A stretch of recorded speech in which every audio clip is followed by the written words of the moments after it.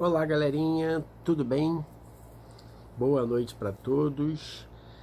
Iniciamos aí, terminamos na verdade a semana, hoje, dia 13 de março, com notícias sobre o coronavírus, interrupção das aulas, interrupção do calendário escolar no Rio de Janeiro, em cidades como o Rio de Janeiro, em cidades como São Paulo, né?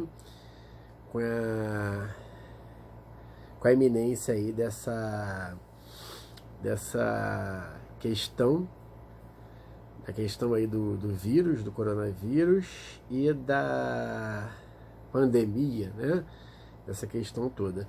Então, o que nos preocupa é que nós vamos ficar aí 2 semanas sem nos vermos nas aulas e a gente vai ter que interromper aí uma discussão que nós começamos, sobretudo uma contextualização dos tempos de Lima Barreto, e para que nós pudéssemos trazer questões que eram muito importantes para o Lima na época, né?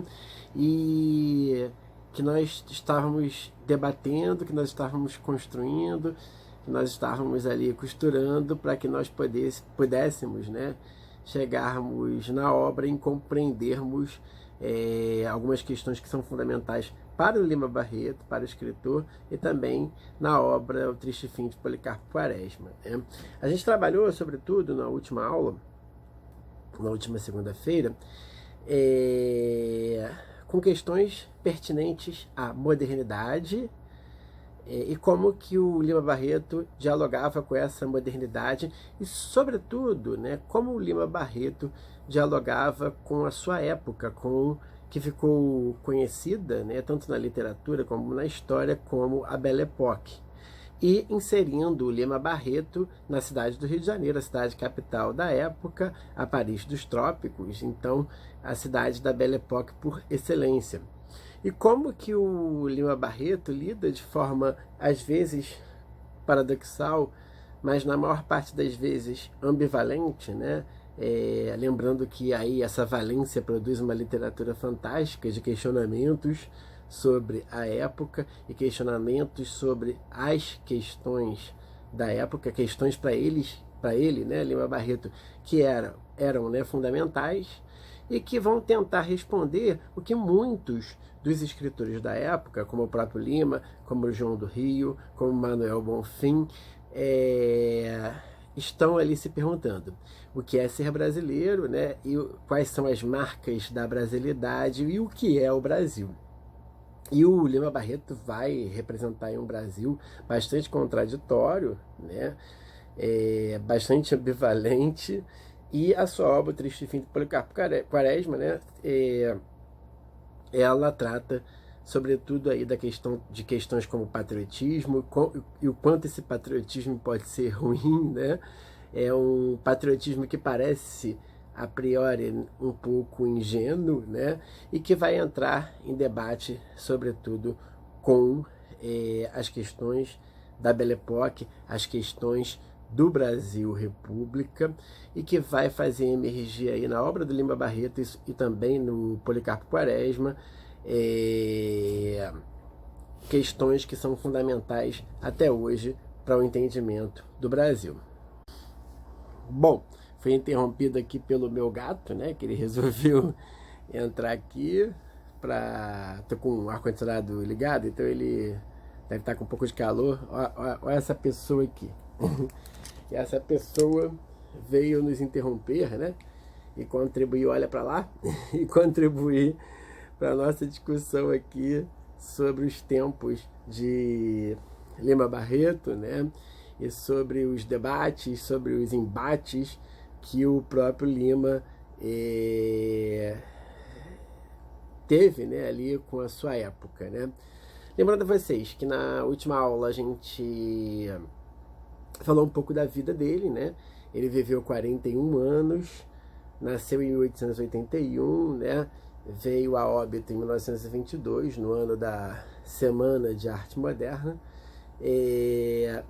Então ele ele morre até cedo, né? Uma vida bem curta, mas muito intensa, né? E com debates sobre a própria época, né? Com debates sobre questões da época, né? Lembrando que a gente enfatizou muito na última aula a questão da escravidão e as questões da herança da escravidão, né? Que são preconceito, racismo, né? Que aparece já logo no início da obra de Lima Barreto, né? É uma marca muito forte de sua obra e dele também, né? Da biografia dele enquanto homem, homem do subúrbio, homem negro, um homem de sua época e que entendia, como poucos, né? O que era ser negro e o que era ser brasileiro na Primeira República. A Primeira República que trouxe muitos sonhos, né? Sonhos de refundar o Brasil dialogando ali com uma modernidade, dialogando com um novo tipo de regime, que seria a república, né? Então a monarquia seria deixada para trás, seria o marco do passado, desse passado atrasado. Então a república traria, né, esses sentimentos. Existiam ali, né, vários projetos de república, como nós vimos, né, a república positivista dos militares, essa república da espada, né, projetos republicanos liberais ligados aos cafeicultores de São Paulo, uma república que vai ter ali um flerte sempre com questões modernas, né, com teorias científicas, com evolucionismo, com teorias raciais, que a gente enfatizou desde o princípio, né? Então, para se responder a pergunta o que é o Brasil, muitos dos intelectuais da época, né, achavam que o Brasil, para ser uma república vinculada ao progresso e à ordem, né, tem lemas aí da bandeira brasileira que lembra-nos os positivistas, essa república teria que ser branca. Então você tem ali teorias higienistas, teorias eugenistas, essa discussão, esse flerte aí com a ciência, com a pseudociência da época, na qual a questão racial, né, é fundamental. Então, para você ser um país evoluído, uma república progressista, né, e ordenada, você teria que ser um país branco. Não é à toa que a literatura da época conversa, né, demais com essas ideias eugenistas, né? E o Lima Barreto combatia essas ideias, bateu de frente com essas ideias. E interessante que na biblioteca dele, né, alguns estudiosos, né, da biblioteca dele, como a Lilian Schwartz, né, ela vai mostrar ali em alguns trabalhos dela que na biblioteca dele tinha esses autores eugenistas, né, racistas. Ele lia essas coisas, mas lutava contra, né, essas coisas. Ele dá uma interpretação literária, uma interpretação social uma interpretação social da sua literatura, nas suas crônicas e nos seus romances, bastante social e crítica às teorias eugenistas, né? Eu pensei também em trabalhar, né, com vocês, como eu apresentei num primeiro momento a Lilia Schwartz, apresentei para vocês, né, alguns trechos de um autor muito bacana para a gente entender o Rio de Janeiro, até porque o pseudônimo dele, né, usa o próprio Rio de Janeiro, que é o João do Rio, apesar dele ter sido, né, um dos inimigos declarados do próprio Lima Barreto. O Lima Barreto tinha grandes problemas com as personalidades da época, né? Inclusive com o João do Rio, né? E o João do Rio ele consegue configurar, né, essa questão de como que a literatura trabalha o moderno, as questões modernas da época da Belle Époque, né?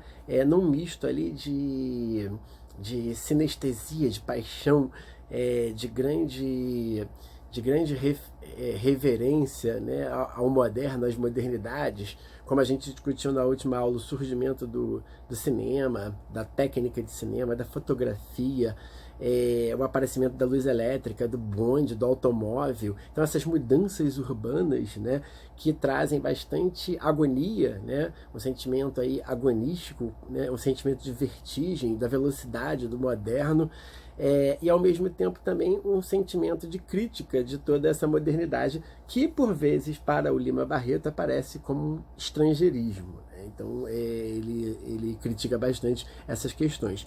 E como eu falei no final da aula passada para vocês, né, a gente vai trazer aqui também as discussões, né, muito propostas pela Carmen Negreiros, né, em alguns livros dela, né, que eu vou mencionar para vocês nas próximas aulas, como por exemplo, um livro muito bacana dela, que é Lima Barreto em 4 Tempos, no qual ela faz uma contextualização da produção literária, das várias produções, dos vários tipos de gêneros, crônica, nós temos ali também a produção do romance, né? As produções do Lima como jornalista, né? Ele era um jornalista e muito para sobreviver na época, né? Você tinha um flerte, né? Um namoro entre o jornalismo e a literatura e até uma separação de campos, né? A legitimação da literatura enquanto um campo de produção artística, e também de entendimento do social e do jornalismo também, né? O Lima Barreto não era o único jornalista, né, escritor da época, como nós temos também o João do Rio, né, e grande parte